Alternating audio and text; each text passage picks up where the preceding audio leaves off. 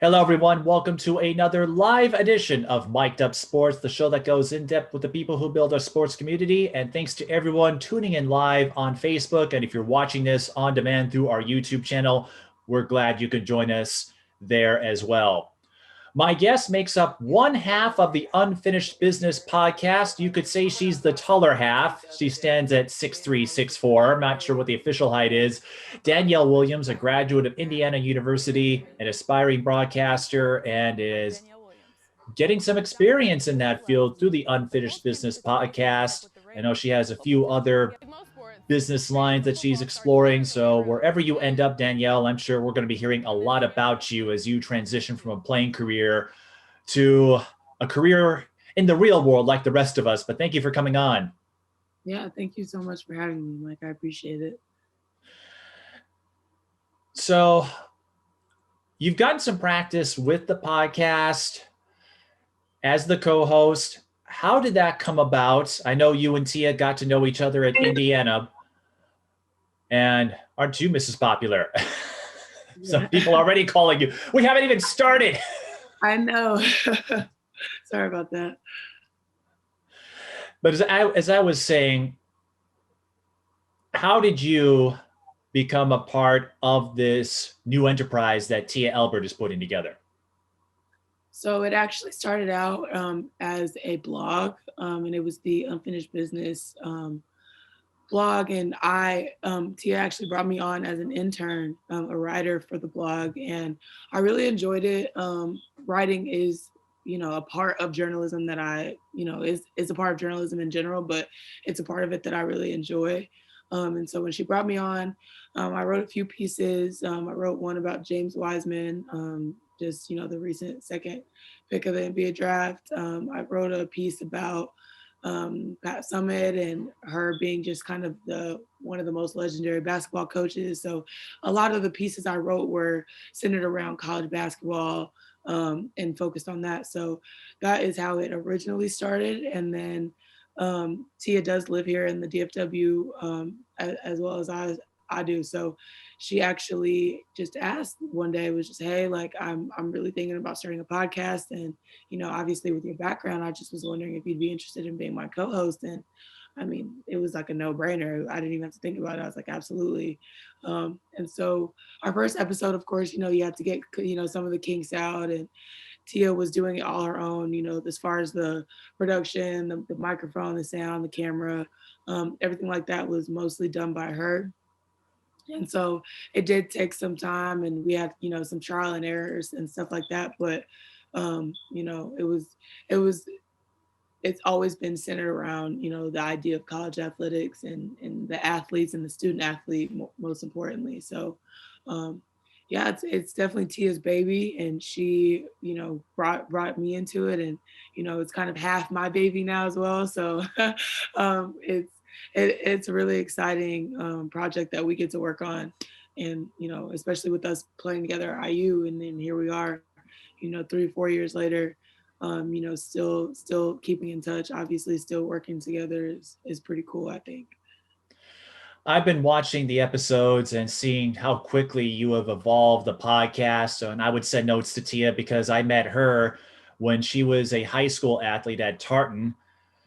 You might remember, she might have dropped something about her breaking school and state records for most points of the season, or one of over a dozen now, but she scored over 3,000. So it was hard not to know who she was. And she and I just kept in touch as she continued at Marquette in Indiana. But I told you this when we got to know each other. The most amusing aspect I find with that podcast is the two hosts. Tia is 5'5.5", as she puts it. You're 6'4". So that provides an amusing contrast for a basketball fan like me. But what I enjoy most is listening to two women talk about sports.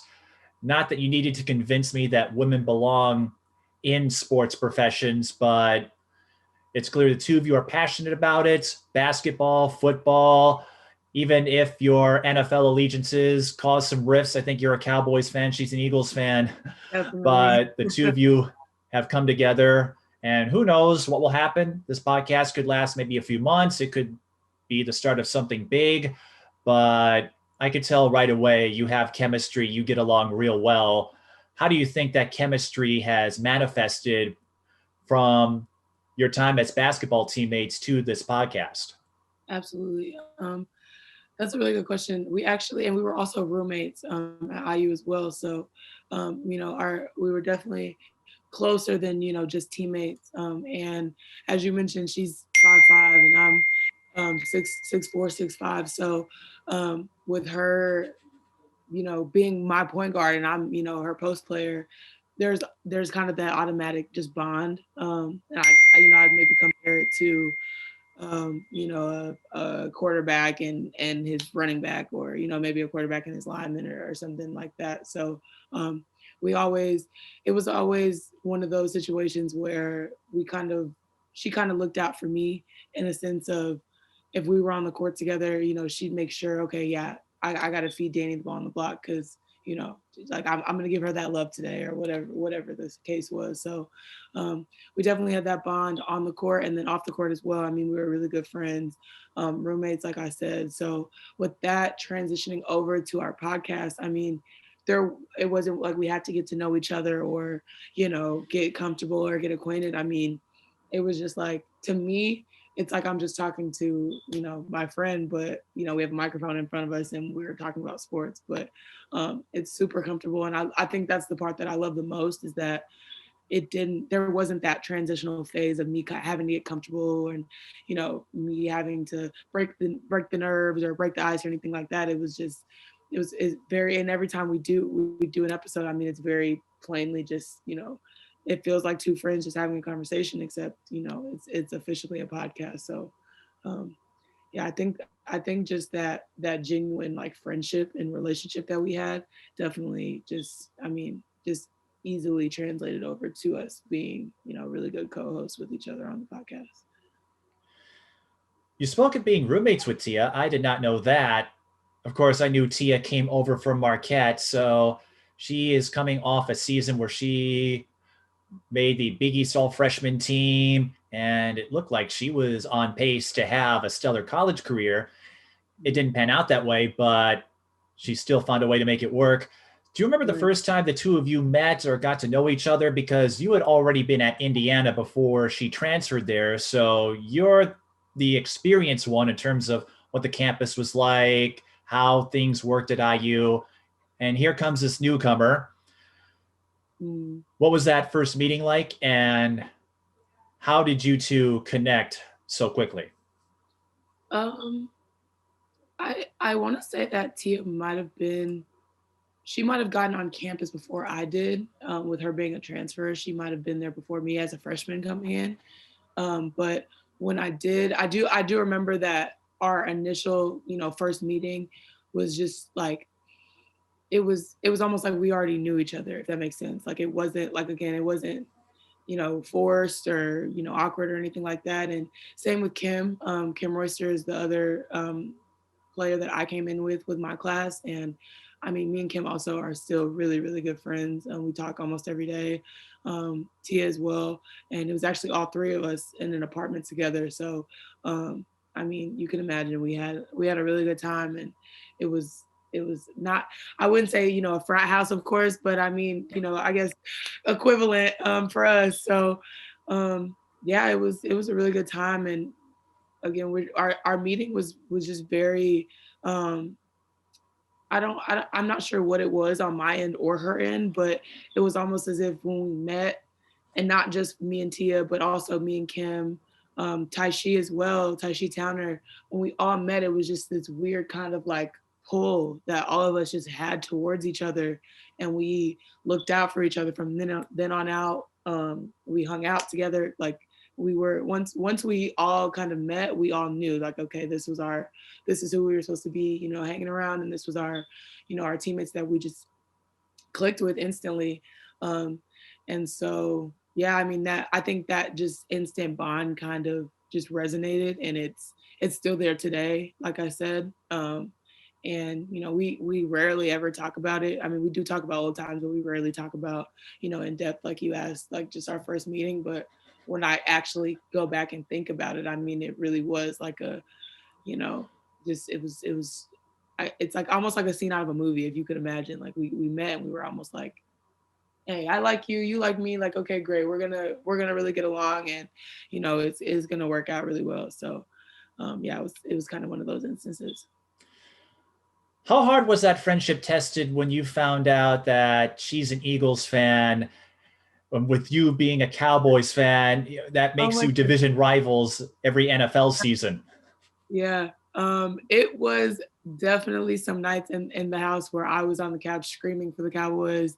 And I want to say that was Dak's second season on the Cowboys. So him and Zeke were just starting to have some success. I do remember we lost to the Packers, I believe, that year for the playoffs.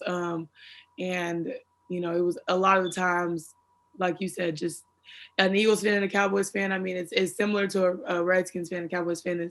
We're bound to butt heads. But it was always, we definitely always had that trash talk moment where we, if my Cowboys won that week, then I was, I'd come in the locker room or whatever it was, and, talk my trash, and she would do the same for the Eagles. And then we also had, friends on the football teams that also went, also had favorites, and there weren't too many Cowboys fans, which is hard to believe because they call it America's team. But I always repped. I always wore my cap with my star. I had a Cowboy sticker on my car. My dad made sure to put one on there before I left for school because he wanted me to represent being away from home. So yeah, we definitely had some moments where we were, talking trash to each other. Danielle, you have to remember when you were at IU, that is Colts territory.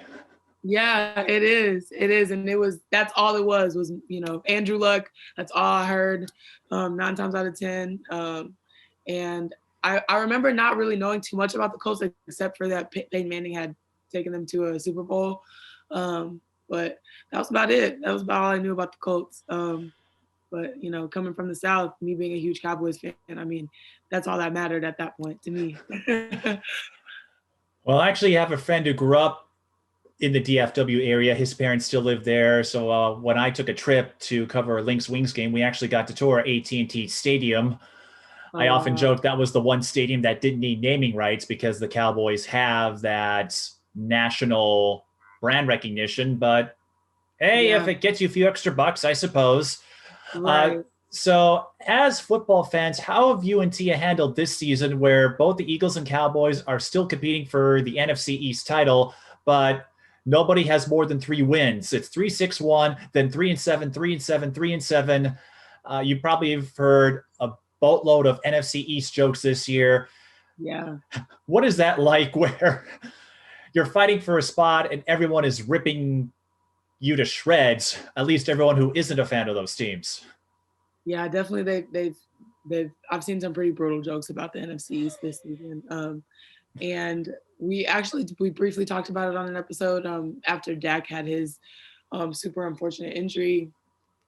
And we both, she's kind of, I'm not going to call her a Cowboys fan because that would be an insult to her. But that would be fighting words on the next podcast if she did.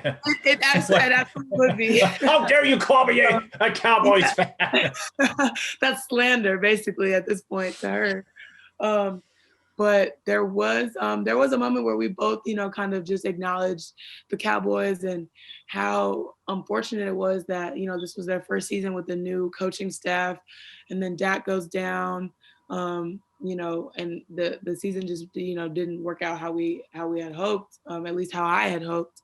And like you mentioned, the Eagles aren't doing well either. So it was just one of those moments where we, a lot of the times we say because of COVID for everything, because of COVID is just one of those things that it's like, oh, because of COVID. And so that was kind of my thing when I was when I saw how unfortunate it was. And, of course, Dak went down. That really didn't have anything much to do with COVID. But I was just like, oh, yeah, my Cowboys. Oh, it's just because of COVID. Well, next year. That's just kind of my mantra for the moment. They're still alive in the playoff race. They're going to need to win the division to do it. But, they got to win over my team yesterday, the Vikings. But we can't really go with because of COVID. The Vikings, It's been a Yeah. sad history of almost, well, and then when you cover professional sports like I have, you don't really get caught up or worked up about results like that. You just go along for the ride. I remember when Blair Walsh missed that chippy field goal against Seattle a few years ago, and I just laughed, not at the Vikings, but it's like, if all the ways your season comes to an end, it happens on a missed 27-yard field goal. Like, you can't make it up. Yeah. Since you brought up the Cowboys, and I remember watching that episode, that led to this big discussion on mental health that Dak Prescott touched on. And you and Tia weren't planning on discussing mental health with the level of detail that you did, but I think you won for a good 20 minutes on the subject. Tia and I talked a little bit afterward because this is something that I've come to understand more effectively with age. And as I've become more experienced at covering sports, the mental health aspect for athletes. I know you didn't get to play a whole lot in Indiana, and I'm sure that weighed heavily on you, getting recruited from high school, having these dreams of playing Division One basketball. You accomplished the goal. You signed the NLI. You were going to get a scholarship. Tia coming off a fantastic freshman season at Marquette, looking for some new beginnings. But you, I think, out of anyone, would understand how difficult it is, especially being Division One. You get more scrutiny than a D2 or D3 athlete. And when you win, everyone wants to be friends with you. When you're not winning, people get antsy, upset. They think of you as a bum. So, what are some of the challenges, the obstacles in terms of mental health that Division One athletes like yourself face? Absolutely. It is, unfortunately, I mean, I wish that, things might have been different. But I'm a firm believer that it kind of molded me and made me into the woman that I am today. So I am thankful for those experiences. However, it was extremely difficult for me to make that transition from, as you said, being very highly recruited out of Texas, one of the top kids out of Texas in my class, going from that to, hardly seeing the floor, just not having that college career that I, had dreamed of. And it was extremely tough because in my certain situation, I just felt very alone in that sense. And mostly because I did come in, like I said, with Kim Royster, and Kim was an amazing basketball player. She still is. And she didn't have the same sort of transitional kind of hiccups that I did. She, her game and her conditioning and everything translated extremely well to college. And so it took her maybe a few weeks versus me, it took me months to, to really get used to that transition. And, with Kim, like I said, making that transition so easily, and, I was still struggling, and we were the only two freshmen. So if we're the only two freshmen, and the other freshman that I came in with is doing well, and then it's kind of me by myself still on my little struggle bus. I was like, okay, I'm kind of battling through this by myself, but I got to push through, and I'm here for a reason. They brought me here for a reason. I'm talented, I know that. I just kind of have to push through. um, so being alone in that sense, and then also being alone in the sense that I didn't necessarily have that support back home that I would have liked at that point of time, I would say, because I mean, my dad was very supportive basketball wise, but when I, would call him and tell him, yeah, I'm upset, or this happened at practice, or, I'm tired of sitting on the bench, whatever the case was, a lot of the times his response was, I would say, not what I would have liked to hear. A lot of the times he would, he wanted me to be successful, and he wanted me to play basketball, and he also didn't want me to quit. He wanted, kind of he wanted me to please, kind of the coaches so I would be able to play. And so therefore, when we had those conversations, it wasn't, um, you know, there was support, but it was more so, you just have to push through, just keep pushing through. And I was at a point where I couldn't anymore. I couldn't push through anymore. It was terrible. It was like a nightmare having to get up and leave my dorm room every day. So when I got to that point, that's when I really realized that I was, severely battling depression, due to basketball. And it was just, for me, it was so surreal because basketball my entire life had been something that, you know, was my escape and was something that brought me, immense joy. And so from going from that to being something that I dreaded, and I would have like little mini panic attacks about having to go to practice. I knew at that moment that that was, something that not only that was hard, but I imagine that I couldn't have been the only person that had ever experienced that, or that it was experiencing it. And again, as athletes, we're so used to just pushing through and just fight, and it's fine, you got it.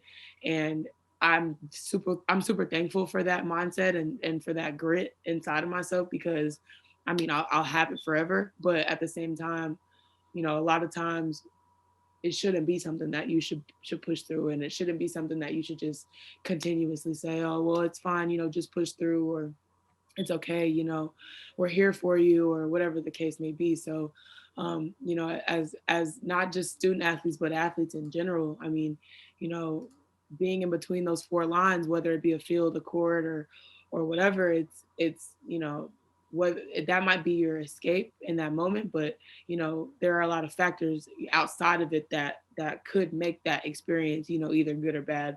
It could depend on you as a player. It could depend on your coaches. It can depend on you being injured or not.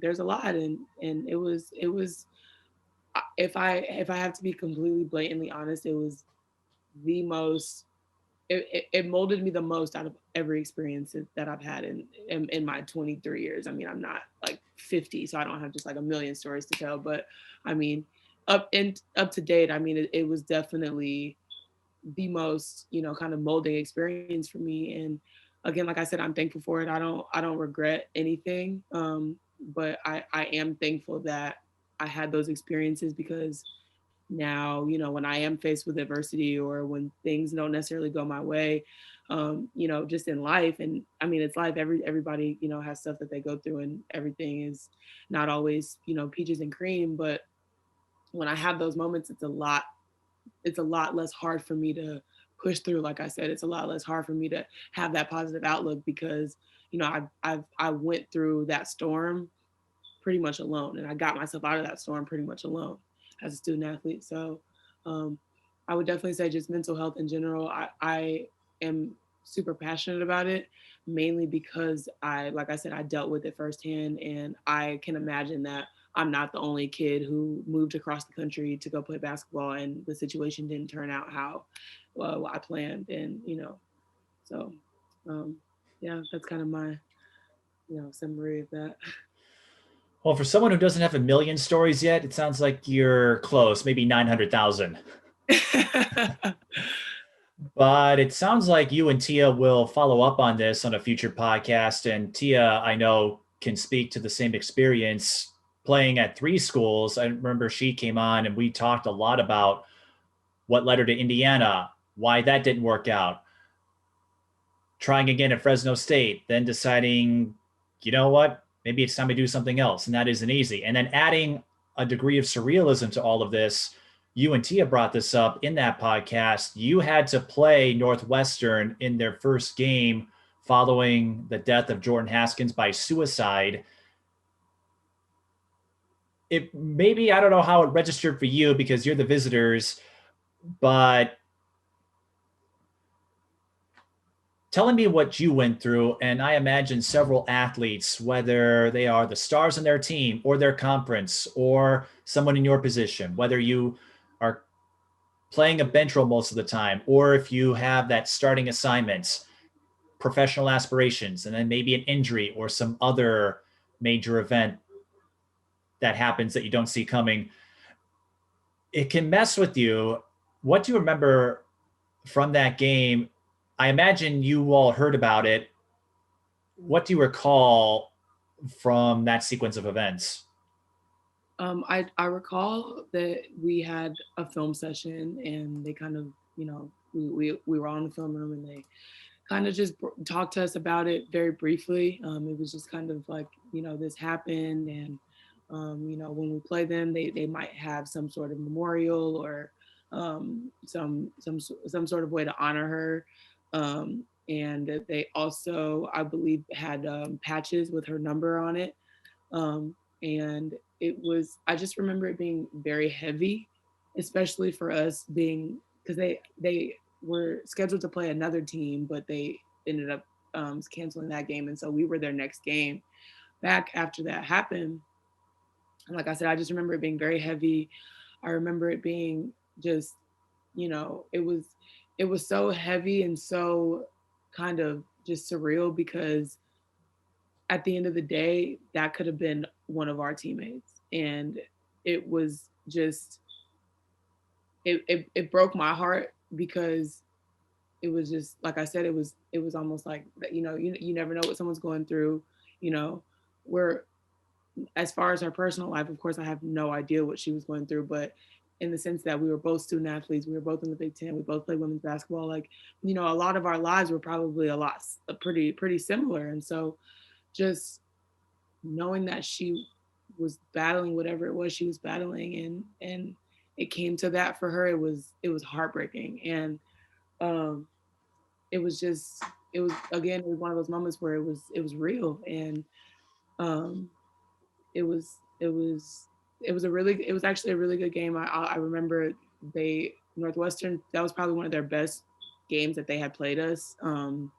Northwestern, we normally beat up on pretty well. I mean, it was maybe like a 10-15 point win every time we played them, and we lost that game.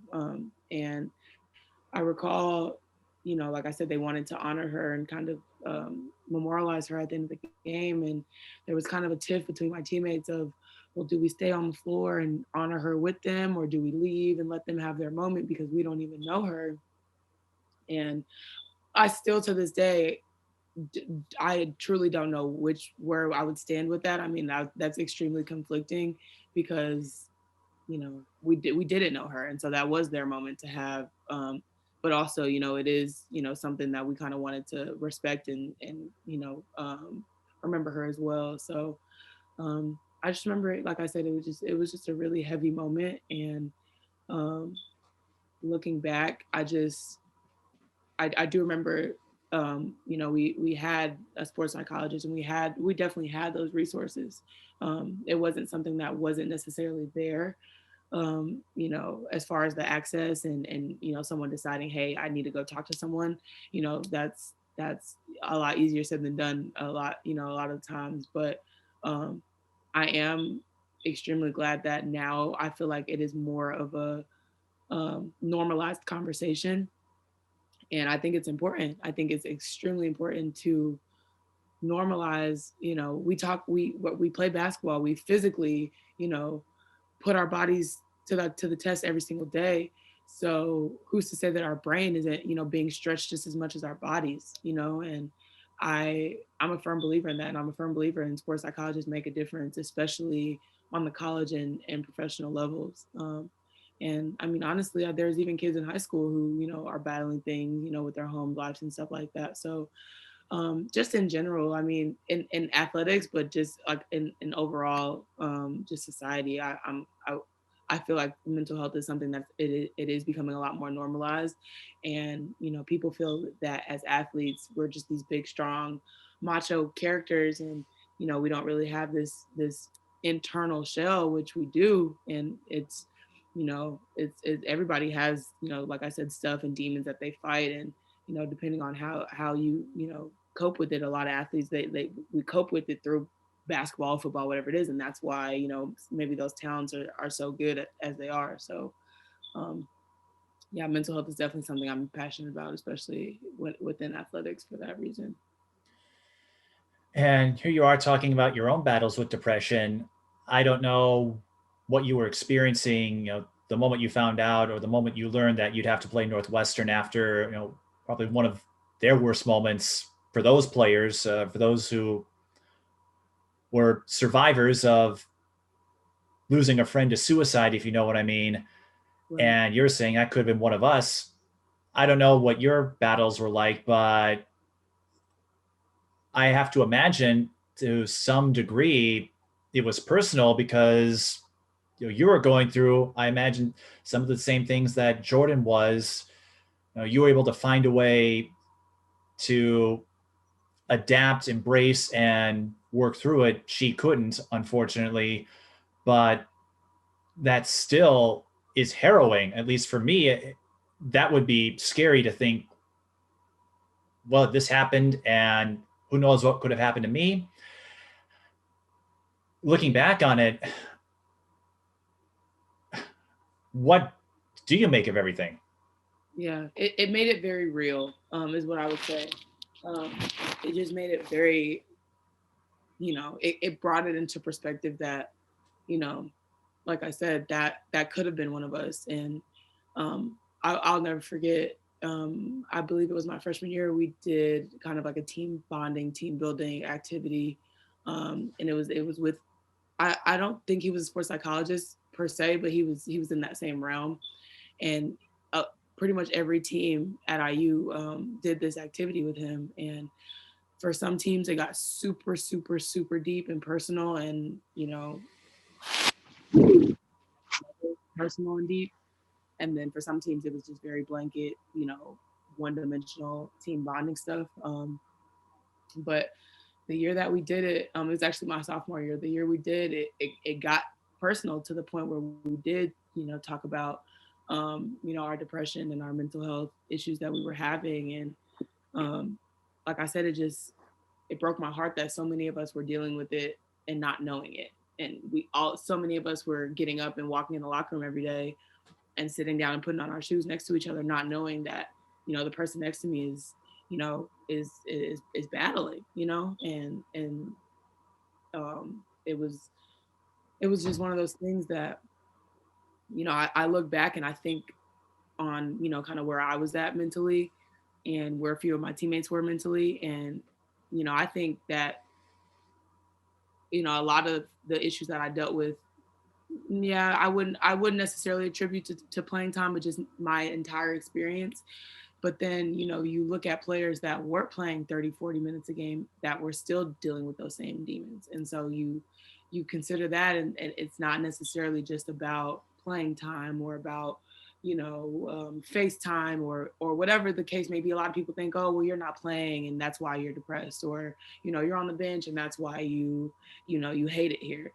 It goes much deeper than that, because there are players who played the entire game that are still, dealing with these same demons. So, like I said, it made it real. You never have no idea what anyone's going through. And that's one of my biggest things that I try to just live by, is that, being kind to people, it doesn't expend any energy. It doesn't hurt. It doesn't, you know what I mean? It's not, to me, it takes more energy out of me to be mean to someone than it does to be kind. And so that's one of my biggest things, is just, you never know what anyone's going through. So choose kindness always. That should be your initial, that should be how you are initially in any interaction with someone, is kindness, and that sounds so simple and so small, and oh, just be kind to people and whatever. But I mean, you would be surprised how you could make the bagger at the grocery store, how you can make their day by just simply being kind and having a 5-minute conversation with them while they're bagging your groceries. That might have made their day. That might have been the thing that really just brightened their day and brightened their week. And then from there on, you never know what kind of lines up with people's lives. So that's is one of those things that I definitely try to live by, as far as just being kind to people and taking that into consideration, that you never know what people are going through. And it's something that I've reflected on in my high school. Well, yes, high school coverage and sports coverage in general. I cover a lot of high school games, still do, and still plan to whenever it's safe to have games again in the state of Minnesota. We're on pause right now, but I remember a star athlete at one school who skipped her entire junior season because she was battling depression and some other mental health issues that she needed to get control of. And she was arguably the star athlete of her team, won a state championship. And going into what would have been her junior season, I thought, oh, I can't wait to see what she does or how she grows, because she was this all-around athlete. And then all of a sudden I hear she's not playing. And then it was explained to me, this is why. I'm like, oh, okay, well, I'll give her the space she needs. Mhm. Another friend of mine played Division 1 at Providence. She came on my podcast and she's been more open about discussing her own mental health struggles. And there were a couple of moments where she was ready to end it and prayed through it. That's what helped her get through it. And she's doing well now. So there are a lot of strategies and a lot of moments. And I think what people are starting to understand, you touched on this, it's rarely just one event, it's usually a series of events that don't even have to be tied to basketball or playing time. Because as you were saying, you couldn't be the star athlete and still go through problems. Dak Prescott comes to mind there. We talk about him how often on the sports centers and other talk shows of the world. Right. So it's a reminder, and this is something I've stressed doing these podcasts, having these athletes, past and present, come on, and something I wish I could have gone back and been more thoughtful of when I was more of a fan than a reporter. Yes, I'm sure you would love it if you got to make Big Ten Player of the Year or if you got to go to the tournaments and all of that, but you're more than just athletes. You're not robots that are out there to entertain us. These are real people with real stories, real struggles. You really aren't all that different from the rest of us. You just have more of a spotlight, and sometimes that can wear on you. And I think these stories and you and Tia discussing this almost ad nauseum on your podcast illustrates how important it is that we remember folks like yourself are still human.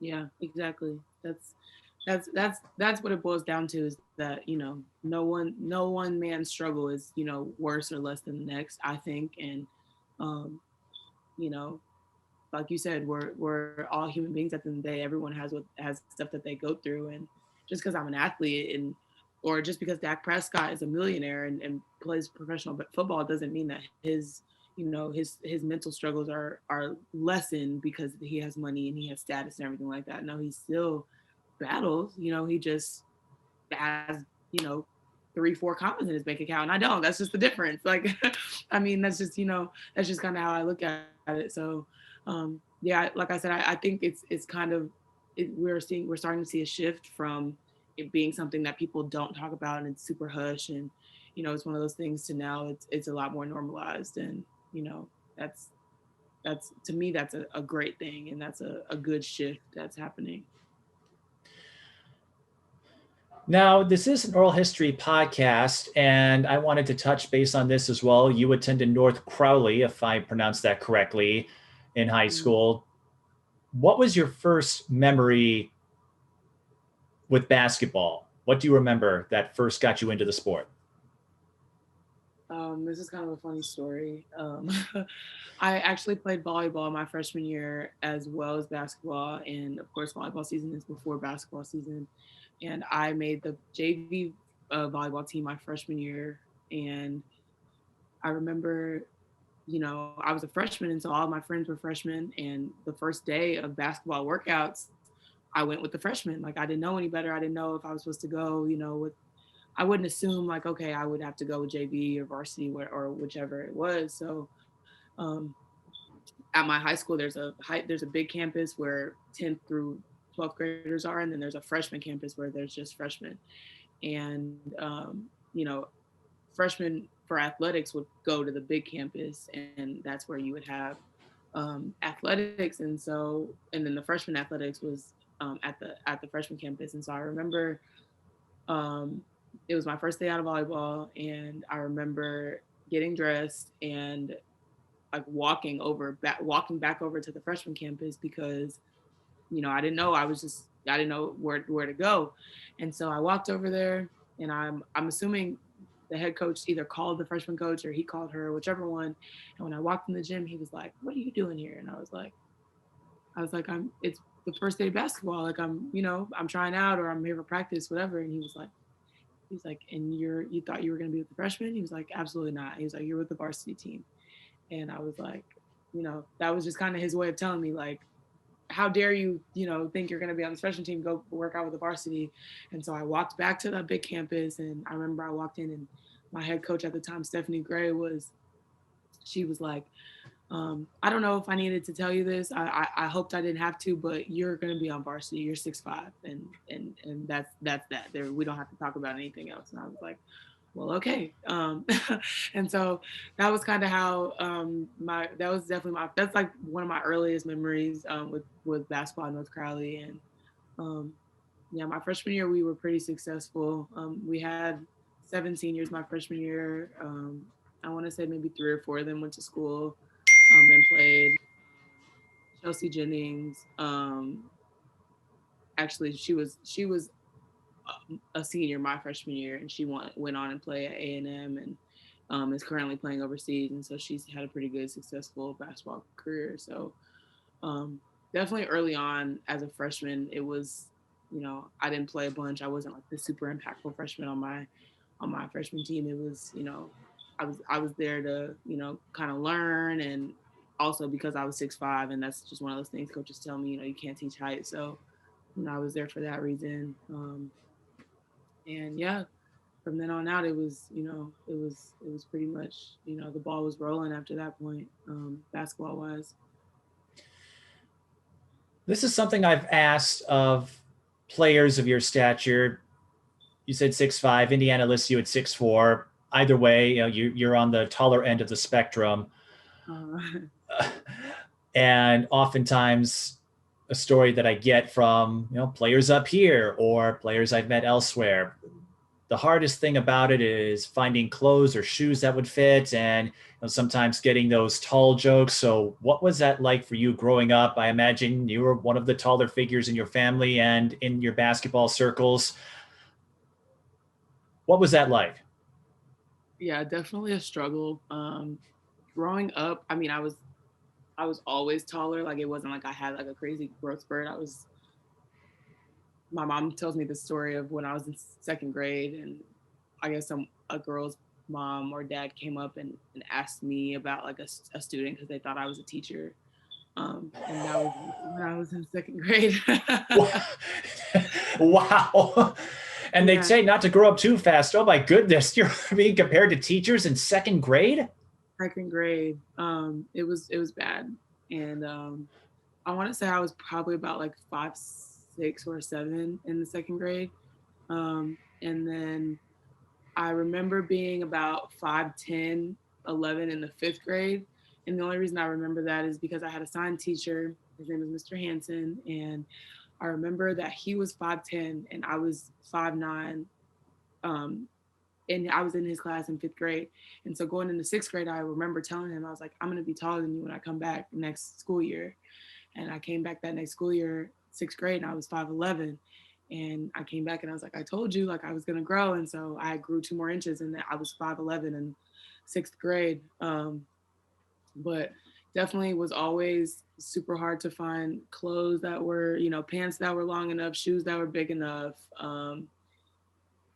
I definitely got bullied to a certain extent, just, for being tall, and, that was just, I accepted it at one point. I used to hate being tall. I actually really did. I hated it. And I'd be like, oh, well, like, why me? Like, I just, I didn't understand. But, but now that, once I got older and once I started playing basketball and I got good at basketball, I loved it. And, I felt like that was, that was what made me unique, was being tall. I could walk in the room and, people couldn't help but turn and stare because, I'm so tall. And so, again, I wear a size 13 in women, and it's easier now. Definitely the easiest it's ever been for me to find shoes, especially like, girly shoes. Cause I do wear a lot of sneakers. And, that's fine when, finding sneakers isn't hard, but when I do, want to, dress up and, wear cuter, girlier shoes, like maybe heels or something, it is definitely a struggle to find them. And it still is. It's not as bad, like I said, but it's still, I can't walk into Forever 21 and buy a pair of shoes. That'll never be able to happen. So, though I think it stops at maybe a size 9, sometimes a size 10. So not even close for me. But yeah, it was definitely one of those struggles growing up. And like I said, still kind of a struggle. It's I think there are just so many more tall women who have kind of like united together and decided, hey, there are even websites that'll list like different, places where you can find long pants and bigger shoes and stuff like that. So it's a lot easier now, and I'm thankful for it. But growing up, it seemed like it definitely seemed like there was no hope for me, when it came to wanting to wear anything that was remotely, girly or cute. It was like, oh, well, I guess you can, wear some Converse. Converse were like my go-to growing up. So. Well, one difference now is you've got a buddy in Tia. She does a lot of shoe sales, one of her side hustles. So if you are ever in need, I'm guessing she can hook you up. Absolutely. And she has. I bought a pair of shoes from her. I want to say it was in April. And I bought a few pair of shoes from Tia. She's definitely she definitely has the hookups. So if, like you said, if you ever need, she's the first person I call when I have a shoe question. I hope she doesn't mind that we keep bringing her up, but we're together because of her. So exactly, yeah, if it wasn't for Tia, you and I never would have met. If she never went to Indiana, maybe you and I never would have met, because you two never would have met. Exactly. Now, as you settled on basketball, who were your idols in the sport growing up? And this could be anybody, NBA, WNBA, college. You take it however you want it. Who are the players you idolize, who you wanted to be like? So I have three that like immediately come to mind. Lisa Leslie was just, for me, kind of automatic. She was one of the first women to dunk a ball. The first. I was gonna say the first. The first. No, you were on the right track, and that was what, in 2002. So you were a little younger back then. Exactly. Yeah, I was only 5, so didn't really know anything. I don't think you'd be expected to at that age. Exactly. So yeah, she was definitely one that just even my dad just kind of ingrained in me that she was one of the greatest, and that was somebody that I looked up to. I had a Sparks jersey growing up, so that was definitely someone I looked up to. And then Stephanie Dolson was just someone, for some reason, for me, that I loved and admired her game like immensely. And my dad just would always just like ingrain in me that you can play like that, you can, you're physical like that. And he would always say like Stephanie Dolson was nowhere near like a flashy post player at all, but she was very, very, very solid. Like what she did extremely well. And she also had a really nice touch and could shoot the ball. She played really good defense. She rebounded. And my dad, again, she was one of those players that my dad really, really kind of, I didn't really have a choice when it came to watching Stephanie Dolson. It was like a film session, when UConn would be playing, whoever it may be, Louisville or Baylor back then. So definitely Stephanie Dolson was huge for me. And then Shaquille O'Neal is my favorite basketball player ever. As a post player, I feel like, most post players, pretty much idolize Shaq. And there's almost no need for an explanation on that one. But Shaq is the most dominant player to ever play the game of basketball. And just watching him dominate like that was just insane. And for me, I grew up watching a lot of those series with the Lakers against the Celtics. And, I remember when him and Kobe split up, and and he went to the Heat, and then he was he fell off, and then he just, eventually retired. But being like thinking back and being able to recall those games, with the Lakers and those series with the Celtics, and just watching him and Kobe, do what they did, it was definitely iconic. And now that I'm older and I can look back to that, it's like, a lot of people, the only memory they could, or the only way they could call on those memories, might be highlights or whatever the case may be. But like, I genuinely remember sitting in front of the TV and just being amazed at what Shaq did. So yeah, definitely Lisa Leslie, Stephanie Dolson, and Shaquille O'Neal, Shaq Diesel. Well, Leslie and Shaq, those two I could see. Stephanie Dolson, I didn't see coming. I've interviewed her a couple of times, but I have to give her props because I think there were folks who were giving her a hard time because of her body type, a little bigger than some other Right. post players, but she's been in the Yeah. WNBA for what, 5, 6 years now? Yeah, and that was a lot of the reason too why I resonated with her because I was a thicker post player and you know I wasn't one of those like super thin or super athletic post players. I did have a bigger body, and so watching her and even when she did transform her body and lost weight and did stuff like that, it was I mean, of course, like she has no idea of this, but it did really inspire me. And even my dad would be like, you can tell, you can see, she's lost 10 pounds and you can see her moving a little easier this way or that way or whatever the case was. So yeah, Stephanie Dolson. And it's funny, I actually met her and took a picture with her my freshman year. We played, I want to say it was Chattanooga we played, and she was at the game. And I think she knew someone on their staff because she had on a Chattanooga shirt. And we took a picture, and I was like, I kind of told her, I was like, you have no idea of this, but like, I really, really like genuinely looked up to you and kind of idolized you growing up. So like, just thank you for being you. And it was kind of good to give her flowers and let her know that she was a huge inspiration for me. I remember Gino Oriema saying he would take a team with 10 Stephanie Dolsons on it when folks are like, is she pro material? And obviously she's proven that she has been. Do you remember what she said when you told her, hey, I looked up to you, and how excited or nervous you were because this was someone you watched and someone who you idolized? She was one of your heroes, and now you're getting to meet her in person. Yeah, no, she was extremely sweet, very sweet, very humble. She just, kind of thanked me and kind of asked me about my journey and what was going on. It was a very brief conversation, but she was just like, kind of told me keep going, us thicker, bigger post players kind of have to stick together, you know what I mean? So yeah, I appreciate her for that more than she would, ever know. So And when you mentioned Kobe and Shaq, I remember that dynasty run of theirs. I was in high school, and I followed it for another reason because Phil Jackson was head coach of the Lakers mhm. during those years, and of course, I grew up watching the Bulls and Michael Jordan, and I probably wore out the tape on Space Jam when I was little. But you know, I was glad that I at least got to see the tail end of Michael's prime in his career. I still remember watching. You have memories of, I think, the 2001-02 finals, or at least watching it. I was like, you were pretty young when that happened, but I'll take your word for it because I know they played on repeat too. And I remember the 98 finals when Jordan hit the game winner to Mhm. seal that sixth championship. Right. And it's just cool to look back on that.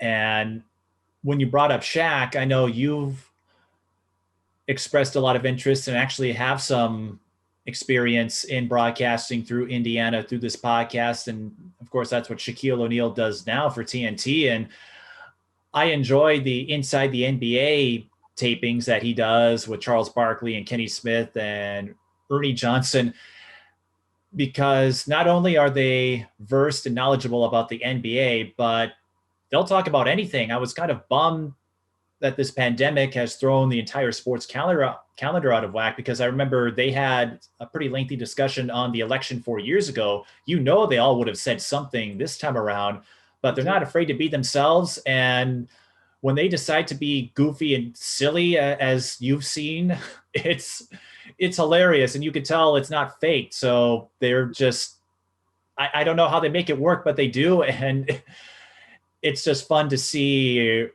that kind of fraternity get together.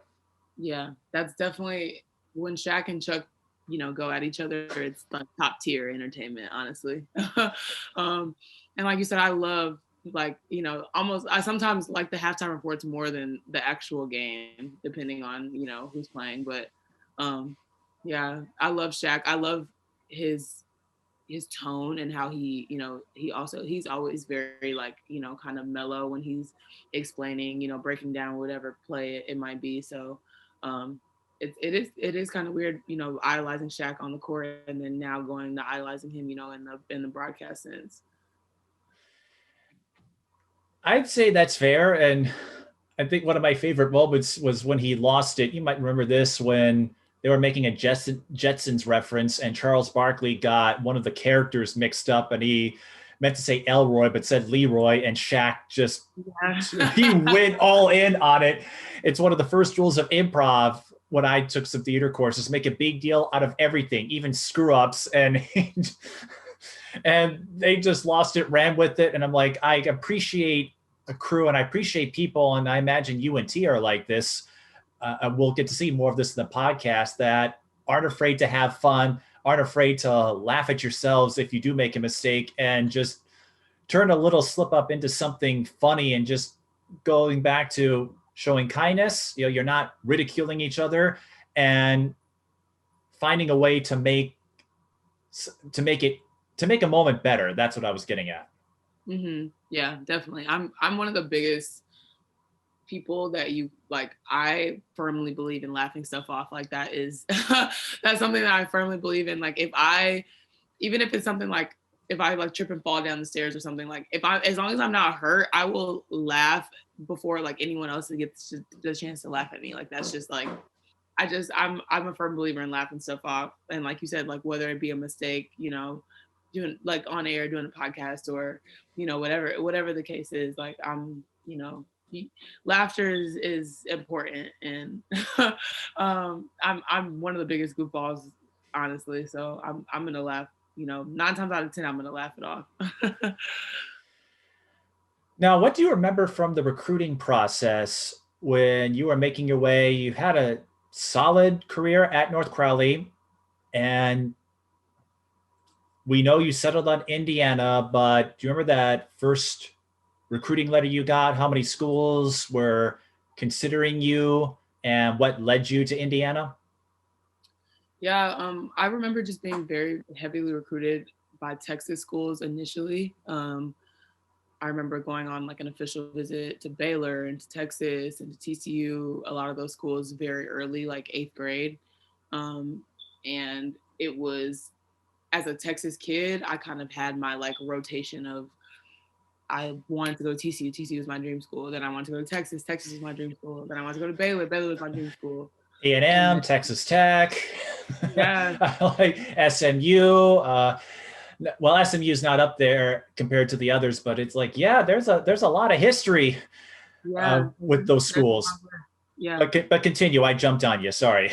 No, you're fine. There was definitely a long list of schools that I was, I was introduced to very early. And then I remember like, there were a lot of schools like USC and Washington and Arkansas, and Purdue is actually like a very big contender, kind of like early / late in the game. I actually did a home visit with Purdue.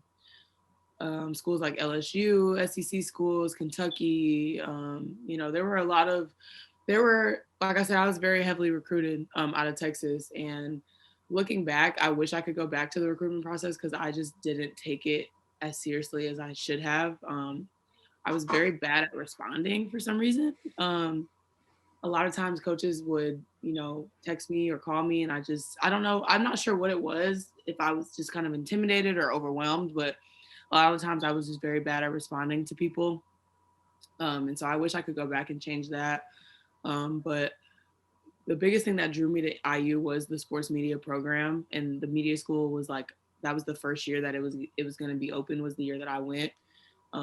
And I was sold. Like Mark Cuban, I think he had either just donated money or he was just about to donate a bunch of money to the school.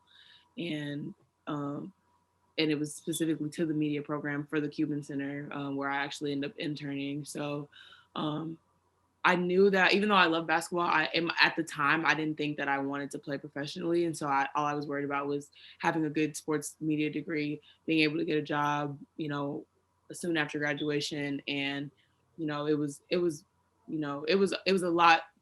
It was tailored a lot to my education in that sense, more than it was basketball.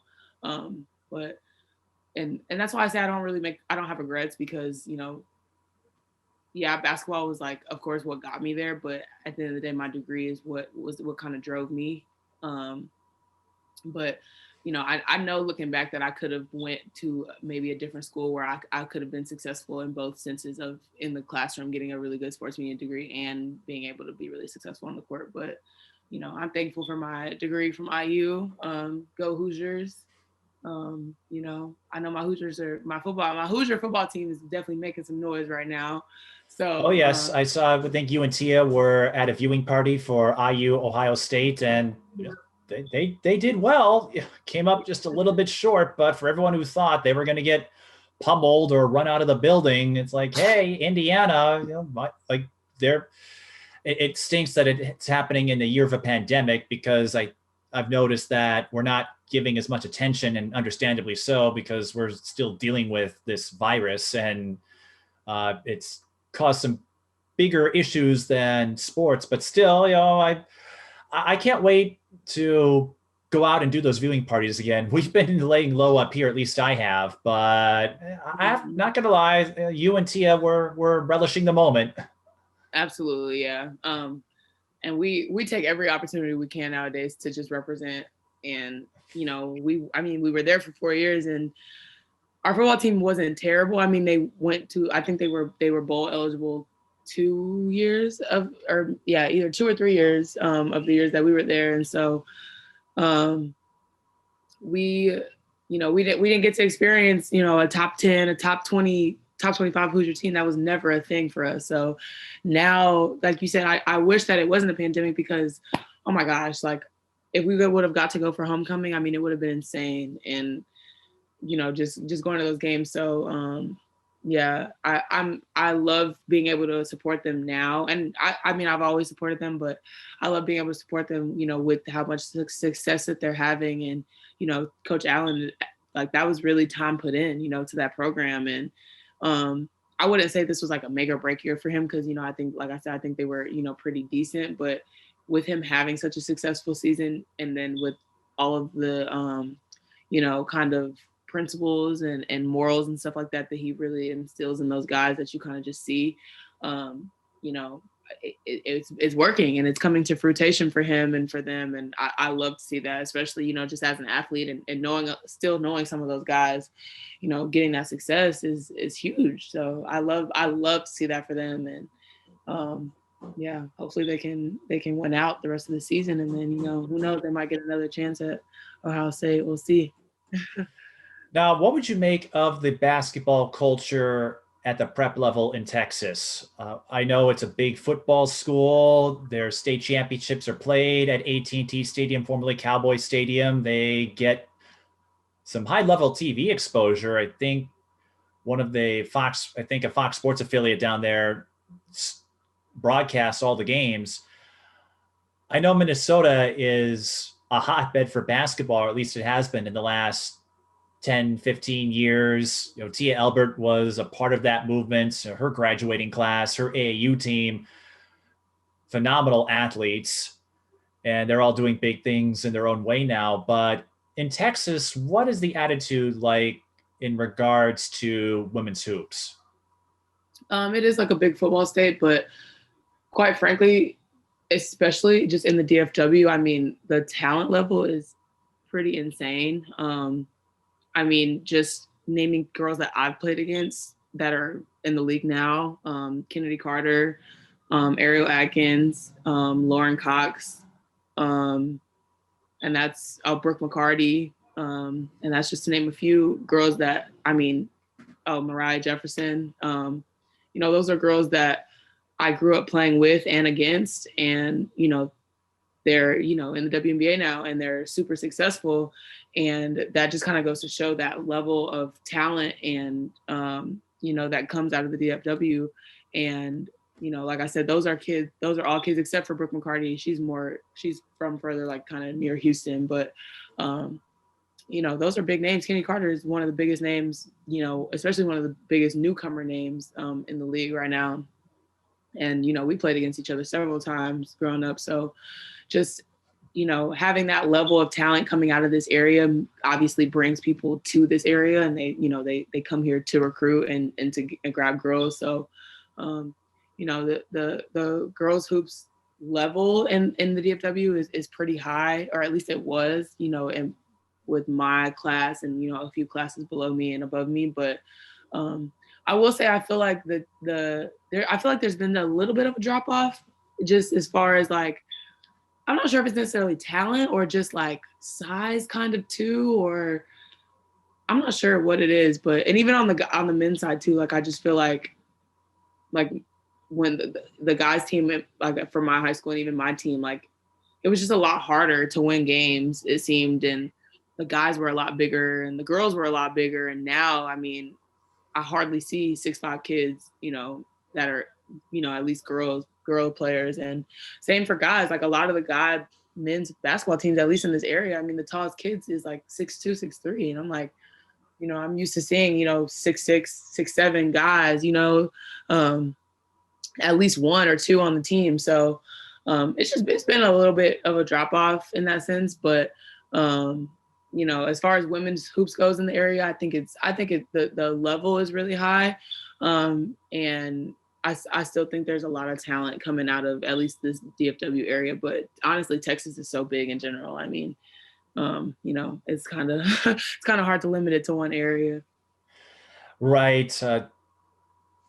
Like going from Houston to Dallas is the same as traversing several states. Like if you were to go the same distance, I think I live in the Twin Cities, much different story. People kind of forget how big Texas is an area. And then of course, if you go back in the day too, Tamika Catchings grew up in the state, Cheryl Swoops, Texas Tech. Yep. And, Brittany Griner, I don't know if she grew up in Texas, but, went to Baylor. So yeah, they're out there. Definitely. Now, what do you make of your playing career at Indiana? I understand you dealt with some injuries and then you went to UTA to give it another go. That didn't work out. But what would you say took place in Indiana? How did it mesh with the expectations you had? And what did you learn from that experience where you went from an athlete who got a lot of playing time, you set school block records at North Corley that I understand still hold to this day, and you get a much different vibe at Indiana, and it's not necessarily because of your talent or lack thereof, just things played out the way they did. But as an athlete going from one end of the spectrum to the other, how did you handle that? Oh, it was extremely hard. It was definitely humbling. And I'm not like a super cocky player at all. I never have been, but I am somewhat confident in my ability.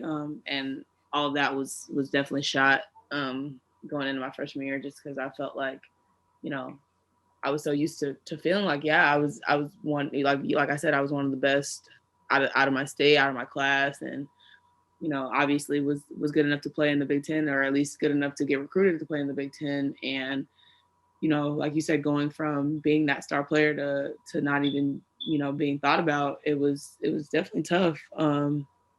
But for me, the learning experience just kind of was like, it came down to my decision making as far as deciding to go there, because there were a lot of things kind of in the background that I didn't really investigate or didn't necessarily give like a super hard thought to.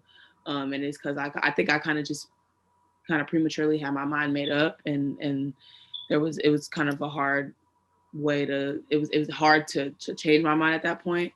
And so, yeah, I think definitely if I would have really taken my time and considered, a lot of different factors, then I would have made a different decision even about going to IU in general. But, I did, and it was a huge learning experience for me, and it's an experience that I carry kind of with the chip on my shoulder just in general. And then when I decided to go to UTA, it was like you said, it was kind of me proving to myself that I still could. And the biggest reason why the UTA situation didn't work out was because I was the 16th girl on the team. And as you know, women's basketball programs only get 15 scholarships. And I was a mid-season transfer. I was a semester transfer at the fall semester. And so there weren't any scholarships left for me. They wanted to give me one, but there just weren't any left. And so they just were like, yeah, you can play this first semester, see how it works out, get in shape, all that good stuff. And then in the summer, right away you'll be on scholarship. And at the time it sounded great. I just wanted to play. I wasn't really worried about, anything else at that time. But then actually having to deal with the financial struggles of honestly regular college students of, a $10,000 semester and, $2,000 books and all this type of stuff. I just was like, it was I had never dealt with it before. And I was very spoiled and very blessed in that sense. But at the time that wasn't something that I was ready for financially. And my dad was definitely willing to help me and wanted to help me and wanted me to stay for that reason. But it seemed like too much of a sacrifice versus a reward. And so that's kind of why that situation happened. A lot of people, they just see, oh, I left, and they just think, oh, I guess she I guess it just didn't work out, or she just, whatever, or like you said, maybe maybe she just wasn't good enough or couldn't do it. But it had nothing to do with basketball. It was everything to do with, the logistical side of things. So yeah, definitely not the ideal experience, but that's kind of what drives me now to kind of, achieve all these things that I kind of have set in front of me professionally. How hard was it for you when you came to that realization that your playing career was behind you and you had your reasons? And every athlete gets to that point because they all talk about what they want to do after they're done, or they explore other avenues like you have. But after you went to UTA and saw that there wasn't room, which is unfortunate. That's a tough way to get acclimated to a new campus. But how hard was it when you came to the realization when you decided that you were going to transition away from basketball? Honestly, for some reason, it actually wasn't as hard. And I think it's just because I had kind of already accepted that fact at IU. Like I didn't plan on, when I left the team at IU, I had zero plans of going to go play after that. And then I just so happened to just kind of continue to work out because, that's all I knew. I didn't want to, become a potato or anything. And so I just continued to work out. And me and Amber Dean actually worked out every day with each other. And some days, the only time we could get in would be 7:00. And so we would go at 7 a.m. Some days, we'd have to go after class. And so we'd go at 5 p.m. And it was just one of those things that we held each other accountable, that we just wanted to, whether we were playing or not, we still wanted to be in shape. And, and this Amber was actually training to go overseas. And so that was her reasoning for staying in shape. And for me, it was just like, well, I did all this work and lost all this weight and, kind of changed my body. I don't want to lose it just because I'm not playing anymore. So that was my big reason why for that. So it wasn't as hard for me to walk away the second time. Excuse me. It wasn't as hard the second time around. And now that I am around the game so much, I mean, I'm in heaven, honestly. I mean, every day, whether I'm training a kid or coaching or going to open gym and playing myself or working out, my life pretty much does revolve around basketball, and I love it. And I couldn't ask for a better situation. I mean, I am very hopeful and determined to, become a reporter and get my career started in that someday. Obviously with what's going on, it's a super hard market right now, but I'm still very determined to do that. And, I'm a firm believer in myself that I will. And even then when I do that, it'll still be, centered around basketball. So it's one of those things that, even though, like you said, my basketball playing career might be over, I put a lot of air quotes around that, wink, wink. But it's, I guess I still get to be in the gym every day. I still have, I'm still able to play, my limbs and my arms and my legs still work. And to me, that's, that's a minimal blessing, but it is. And I'm thankful for a lot of the little things when it comes to basketball now. And, a lot of the things that I did take for granted in college and, a lot of those games and film sessions and stuff like that, I can't get back. And so now, every time I'm in the gym, I really try to take it for what it is and take advantage of it. So. You brought up a couple of more points I wanted to touch on. Of course, Tia went through a similar path. I don't know if the two of you ever talked about it. You were roommates, so I'm sure you had plenty of conversations, but she went through the same thing where she didn't get the experience that she thought she was signing up for when she transferred from Marquette to Indiana. And so the two of you have that shared experience. Is that something the two of you talked about? Or even now, when you look back on it, how do you think that helped the two of you, knowing that you weren't alone with what you dealt with in Indiana and she wasn't alone? That both of you had that common bond of trying to make sense of everything. Yeah, no, I definitely, I actually reached out to Tia when I was kind of deciding to leave UTA. I just kind of asked her thought process as far as when she decided to leave Fresno State and, what drove her to leave and, how her feelings were about it. And she was very real with me. And she was just like, at the end of the day, like, she was like, I love basketball, but I didn't have that same drive as everyone else. Freshmen, they kind of live for open gyms and film sessions and study hall and all that type of stuff. And, when you're 21 and you've done that for 4 years, it's like, you don't have that same type of, like, you still love the game of basketball. And like, it's like, yeah, like, I just want to practice and play. That's all I wanted to do. And that's when I kind of knew, like, okay, maybe college basketball might not be, for me anymore, because there is so much that goes into it. Honestly, I mean, you do have to go to study hall and you do have to, report for, weights and, all that type of stuff. And it is a job. And I say that all the time, and it is. And so, Tia kind of just explained it to me in that way. She just was like, yeah, like I loved it, but, not enough to put in all that work that we have been putting in for years. It was just like, I was over it at that point. So, me and Tia, definitely, we have a lot more real conversations, than superficial ones, I guess you could say, just because, we share a lot of the same experiences, and a lot of the times, I'm not able to talk about it with anyone else that will genuinely understand. And so it's nice to be able to have somebody that can relate and, also, rebuttal with, what they went through as well. I know exactly what you mean in terms of speaking the language. I remember having a parent talk to me last winter, and he was trying to get my take on whether or not his daughter should transfer to another school. And I'm going, well, I can give you my feedback, but I said, I don't follow the college game all that much, and I'm not in the trenches. I've grown up with basketball as a fan, as a media member.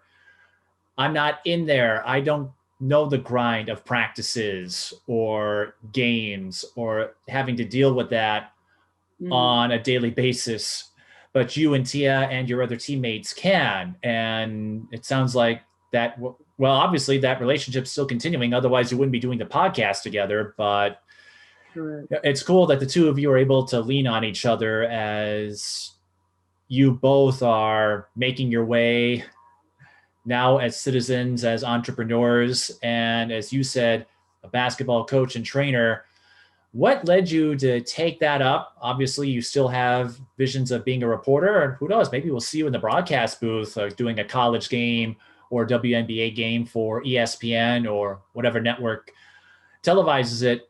But now you're getting to play a part in mentoring the next generation of athletes. What led you into that capacity?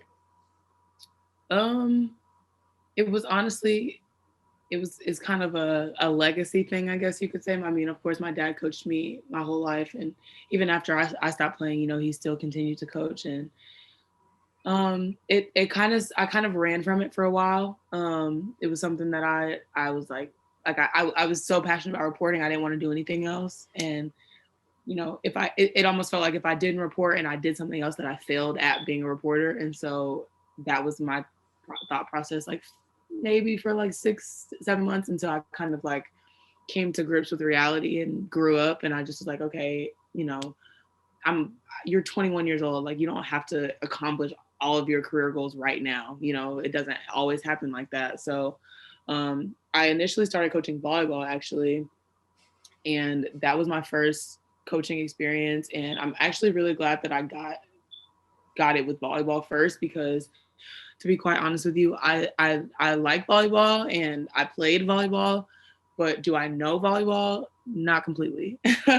Nowhere near as much as I know I mean, I know basketball front and back, forwards and backwards, but volleyball not so much. And so it was almost good for me to have that experience with not knowing as much, because for me, a lot of my coaching was mostly encouragement and, words of affirmation for them, and being super positive and being that voice, versus like super X's and O type, analytical volleyball. So when I decided to go to basketball, it was like, okay, I know exactly what I'm talking about, as far as X's and O's and everything. And then I just got that really good experience of being able to encourage these kids and being that positive voice for them. And so the two kind of married together perfectly. And I actually started out coaching there's a local gym in my city, and it's called Game On. And it is, they have, it's basically rec ball. It's kind of like a YMCA league. Kids that are just learning to play basketball, or kids that, they're not able to get on these crazy good, like, AAU programs. And so they still want to play basketball. And I had my first team, my first fifth grade team. And after that, it was kind of just, it was very uphill from there. I made some incredible connections at Game On. I still am employed there. And I mean, I'm working a camp tomorrow with, some crazy talent: Alexis Jones, WNBA, Justin Jackson, and NBA, Emmanuel Mudiay, NBA. So I made those connections through Game On and through coaching. And so I kind of realized that no matter what part of the game that I, am involved in, whether it be, like I said, coaching or reporting, which is my end goal, the game is going to give you what you give it, whether it's on the court or not. And I feel like I give so much love to the game through coaching, and I genuinely love on my kids and everything like that. And so, I make these really genuine connections. And, I believe in the basketball gods. I'm one of those that thinks that they're real. And so, me making these super, genuine connections and friendships over, this pandemic and over the summer with so many big name people, in the area, it's just really important for me to be able to kind of see that and realize that, just because I'm not reporting right now doesn't mean that, I've necessarily failed in the basketball sense or in the basketball world. It's like, okay, no, yeah, you're not reporting right now, but like, I made these crazy connections literally through coaching youth basketball. And so it's pretty amazing, and I love it. It's something I'm super passionate about. I just love that feeling of watching a kid do, a right-handed layup wrong 30 million times. And then, when I help him and walk him through it and he starts to do it right and he starts to get it. And I feel like that's, I had a lot to do with that. So that's definitely my favorite part of just, transitioning over into this coaching mentorship role that I'm in right now. On that subject, throughout your playing career, and you can take this any way you'd like, what was the most exciting moment you had as a player, and what was the most embarrassing moment? Oh my gosh, exciting moment. I would say probably we beat Georgia in the tournament my freshman year, and Tia was always the one to dance in the middle of our circles because Tia is a phenomenal dancer. And Tia was redshirted that year, so she did not travel with us. And so the role kind of fell on me to be the dancer and on the team. And I'm not like a crazy dancer at all, but I have some rhythm. And so I remember jumping in the middle of the circle and dancing right after we beat Georgia. And I remember it was on TV and everyone was like, oh my God, we saw you on TV dancing. Like, whatever it was a big deal. And that was a really big moment, like for me, just in college in general, like in a basketball player's career, being able to say I was on a team that, you know, won an NCAA game, and, you know, at Notre Dame, and then of course we lost Notre Dame the following game, but that was a really big, exciting moment for me. And most embarrassing, I would say this is a funny. We were at Western Kentucky, I believe, and we were warming up, and we were doing karaoke during our warm up. And I don't remember how or why my feet got tangled up, but I just remember like looking down at my feet, watching myself do karaoke, and then the next thing, you know, I was flat on the floor. And it was hilarious because my teammate Darby had fell the exact same way during doing the exact same warm up like 2 days before. And so like she fell doing the warm up and it was funny, and then when I fell it was funny, and that was probably one of the more embarrassing moments. But like I said, I laughed stuff off, so I just got up and laughed it off. But it was one of those, my teammates used to always say that I fell really slow, like it would take me 10 minutes to fall, and so we kind of were laughing about that too.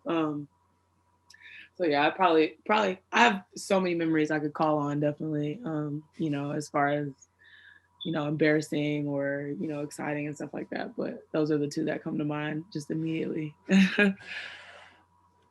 How did Tia rate your performance when you led the dance off after that first round NCAA tournament game?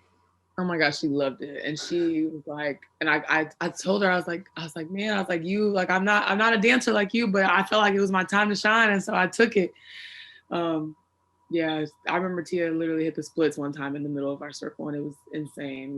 We all like screamed at the top of our lungs. It was literally right before a game. So definitely a lot of good times. Well, did you know, I don't know if she told you this, there was one time where I sent her to the floor laughing. Oh, really? Well, when she was up here, this was during the summer of her transfer year, and she was exploring what she wanted to do. And now she's doing a little bit of everything. So I had her do some basketball commentary with me. And then I brought her to a Lynx game just to have her shadow what it was like to be a media member. And during halftime, she and another buddy of hers, she was interning for Swish Appeal, one of her AAU teammates, they're close friends. She went to Wisconsin. So, you know, we were joking about what it would be like when those two got to play each other in the Big Ten. And we're just shooting the moon. And I brought up a story or a time where when I was a student at Minnesota, I'm a Gopher, so, well, there's not a huge rivalry between Minnesota and Indiana, but UNT are all right. But there was sort of an open gym night that the gym facilities had for students, part of a late night program for folks who weren't interested in getting drunk or doing something silly.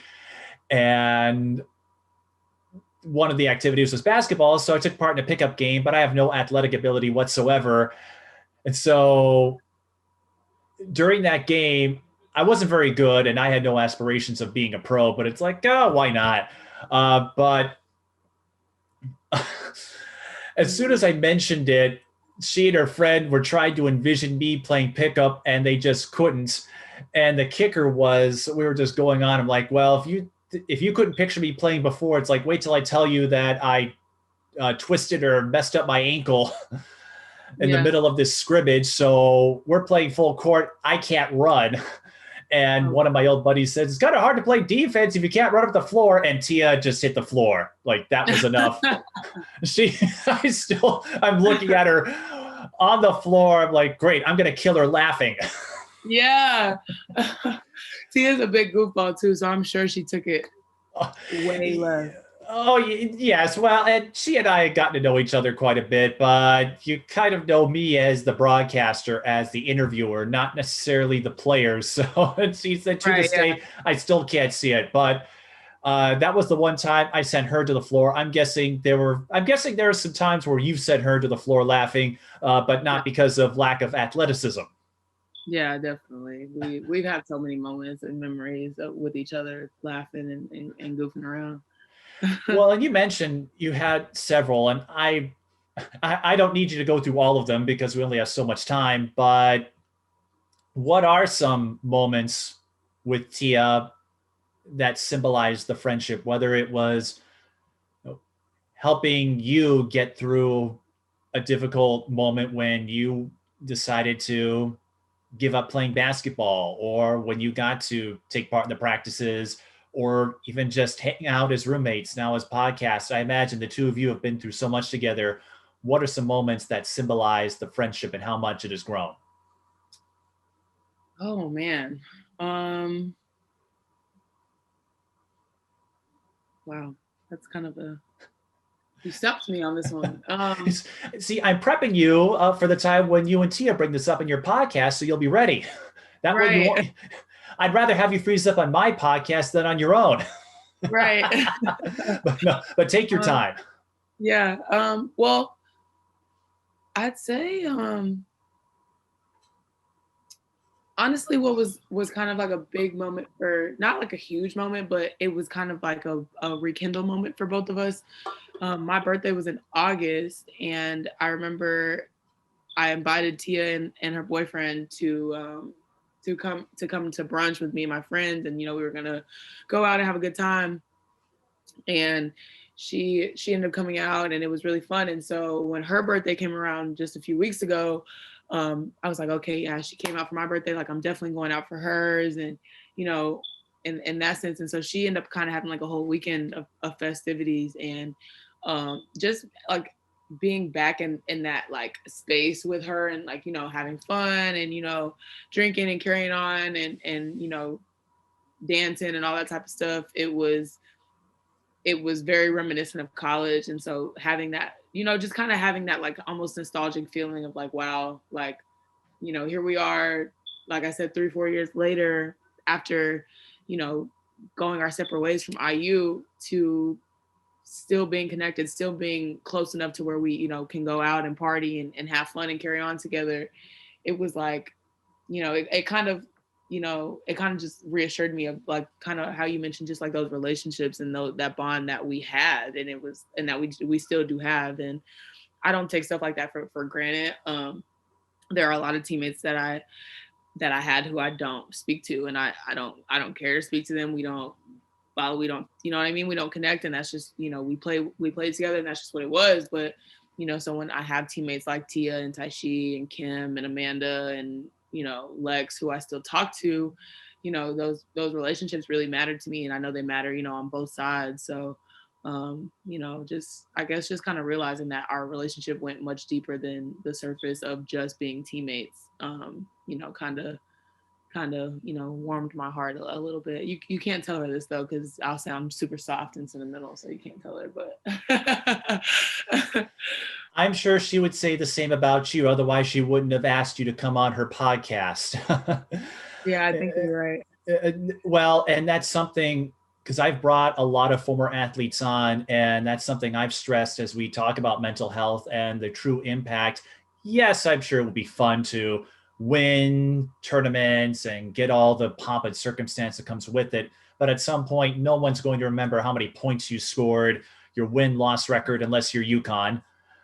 Yeah, But what you will remember is the relationships, the friendships, those moments that you wouldn't have had without it. So while folks like me kind of move on to the next season or the next crop of athletes, you're always are going to have those times where, like you said, getting to celebrate a pair of birthdays and relive the days like you were in college, and learning in those moments that your friendship still holds, even though you went separate ways for a while. You came back, and it's clear the two of you have a strong friendship that I picked up on. And I don't care if you sound soft. I'm glad you brought that up, because I hope more people who follow college sports understand that's the real takeaway. The yeah, trophies are nice, the awards are nice, but it doesn't hold a candle to having a drink and having a dance and celebrating birthdays, getting a chance to meet or bond with your extended family, or as Mr. Feeney once said, you don't have to be blood to be family. And I think you and Tia are a perfect example of that. Absolutely, for sure. There are a couple more things I wanted to get to. On the broadcasting side, do you have any role models or aspirations there? We spoke about your role models as a player, but now that you have this commitment and this desire to get a career in media as a reporter or broadcaster, who are some of the people in the industry that inspire you to join the ranks? I do. I have to hop off in like 5 minutes. Okay, But well, all right. yeah, I was gonna say that's perfect. Perfect segue. But definitely Maria Taylor is like, I mean, superwoman to me. She and I think I just look up to her so much. Not only for her being a Black woman, but for her just. I mean, when I say she dominates in whatever it is that she covers, I mean NCAA basketball, college game day football. She's now doing NFL football, Monday night games, NBA. What is it? Countdown? Yeah, NBA countdown. Thank you. And those are so many different like mediums and different sports and athletes and expertise that you really have to have. And so, oh my gosh, I mean, if there's one person like who I genuinely idolize, definitely Maria. And she's so good at what she does. I mean, she's literally a superstar, and it inspires me because even though I do love basketball and that is my main thing that I would like to cover, I also really like football and would also I would be open to covering football as well. And so watching her, as a woman in that space dominate and be respected, by those coaches and in those post game interviews, they're having like a really good relationship, and she's getting those good answers and good questions from those guys. It's so huge. And then also, I always butcher her name, Rosalind Oh, Raz Gold. Golden Mude. Yep, there. Thank you, because I was gonna butcher it. She's amazing as well, and I look up to her a lot too. Even when she was first starting out, just with the Warriors, and then she kind of moved over to doing, more NBA, TNT, and now she's doing First Take and Pac-12 women's basketball stuff. So she's another one who I just culturally, she's just very much herself, and she doesn't tone down, any of her culture or, you know, um, her outfits or anything. As women, a lot of the times they focus on those type of things and they harp on it because some people don't have anything else to talk about. And so watching her just being very unapologetically her, um, and doing it amazingly, I definitely look up to her in that sense as well. So definitely those two are like two that you know, I definitely I love. And Taylor Rooks would probably be the last one who I really love. And I think I love her specifically because I remember watching her in the gym at Assembly Hall, like interviewing Tom Crean after the games, because she did. At least I think she started with the Big Ten, but that's where I remember seeing her. Um, and so watching her go from working with the Big Ten to now her having her Bleacher Report show and interviewing a lot of the top guys in the league. And then, like I said, culturally too, she gives a lot of good interviews, not only just basketball, but about culture and maybe politics here and there and stuff like that. So yeah, definitely three like super women that I'm looking forward to shaking their hand one day and letting them know that they inspired me from now up until I get to that point, hopefully. Maybe one day you'll join the ranks and be one of those role models. And before we go, I want to leave you with this, Danielle. With everything you've experienced so far as an athlete, navigating this pandemic, trying to make sense of this unpredictable time, throughout your life experience, what would you tell a younger version of yourself who was just starting out, figuring out her place in the world? If you had a chance to go back and meet her, what would you say? Oh my gosh, I love that question. I would tell her to I would tell her to put her grind first, and whatever that grind is, whether it's on the court, whether it's off the court, whether it's in the classroom, whether it's in the media booth, to put that first and to not let any outside sources or people or opinions discourage her from putting that first, you know what I mean? And that a lot I think just growing up, a lot of the times it was easy for me to get distracted and kind of take my eye off the prize because whatever it may be, friends or whatever that was distracting me. But if I just would have had just a little bit more of like a focus and a focus and just like kind of a sense of, okay, you kind of have to, this is the part where you grind so that when you get here that it's easy. Because it was the opposite for me. It was like, I did work hard in some sense, but it was like I had to do the hard work after the fact, not before the fact. And so I would definitely go back and tell myself, like, okay, here's the cheat code, girl. Like, make it a little easier on yourself.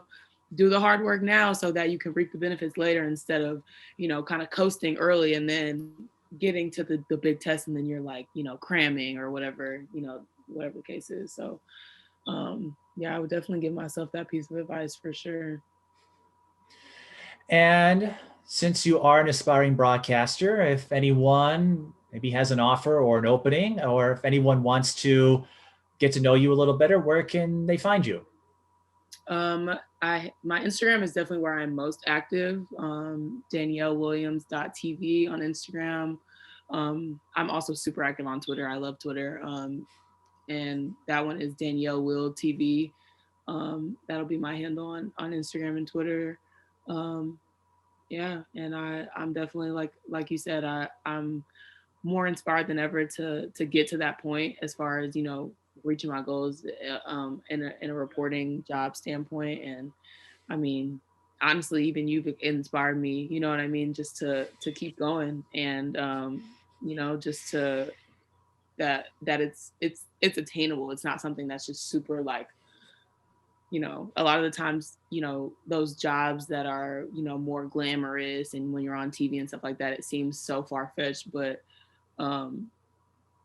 just seeing real people that, me and you just had a almost 2 hour conversation that was very real, you know what I mean? And so for us, just to speak like this and for it to be super organic and very genuine, it makes it feel real for me to be able to achieve that. So I appreciate you for that inspiration. But yeah, it definitely made me that much hungrier to go get it. So Danielle, if your goal was to make me blush, you may have succeeded.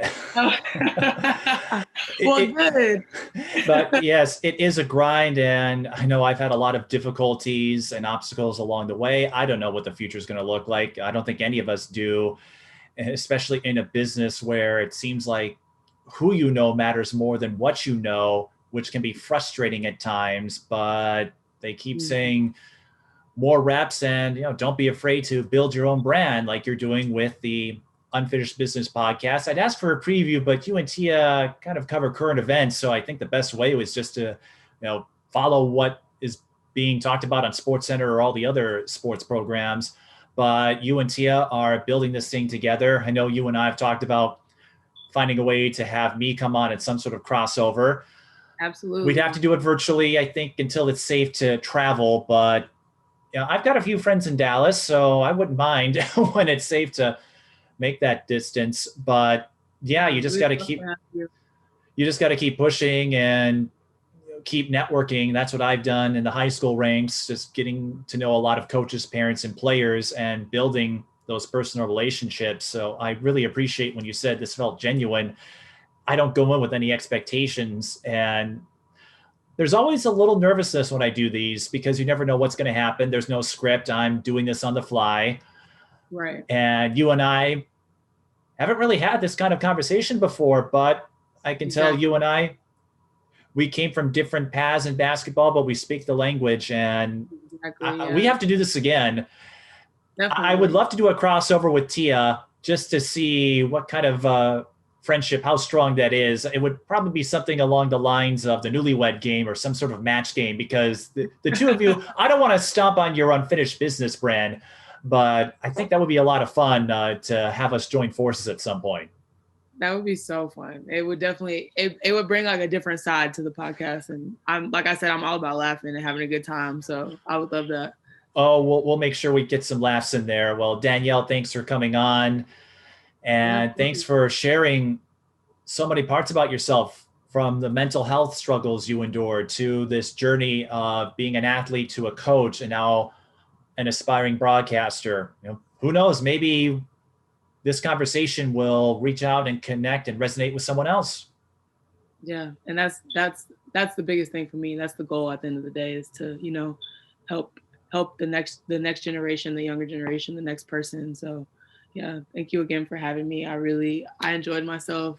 Like I said, I did not, like you said, you didn't have expectations. I wasn't sure what to expect either, but I'm super glad that we could have such a very genuine, organic conversation. And, now we have this face-to-face connection. Well, you know what this does? This inspires me to have a real face-to-face meeting with you at some point. So I might have to schedule a trip to DFW now. Yeah, we're definitely gonna have to get you down here. I'll show you all the best barbecue and taco spots I know. So. I got a little taste of it, but yeah, it sounds like, okay, if you have any tips on too, so it sounds like I have some folks, so I can get lodging set up.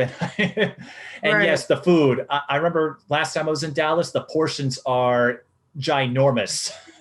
Definitely. And I'm the biggest foodie. So, I mean. You and I, that should be, you know what? Maybe that's how you and I can collaborate. You show me around, you show me the cuisine. Yeah. You and Tia have the sports blog. You and I can have the food podcast when I traveled out there. Hey, we just go and eat good food. I'm with that.